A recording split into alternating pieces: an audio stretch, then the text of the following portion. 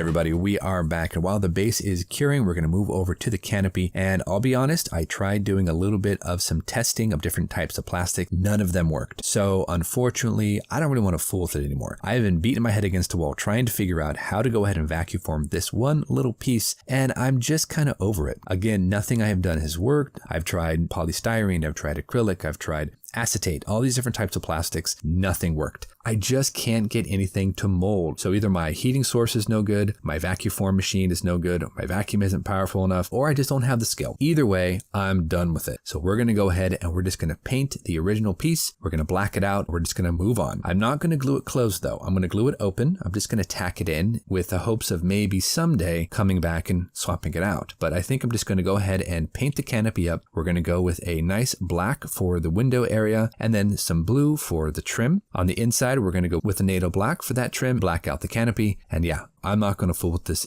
anymore. So let's go ahead and jump back into our time lapse. This should be the last one for this episode, and we're going to finish off the canopy. We're going to go ahead and then paint up the base a little bit more, adding in a couple of extra little features, and then we're going to wrap it up, and I'll show you guys our finished product. So let's go ahead and get back in there, guys. We're almost done. Let's finish off our Starfighter.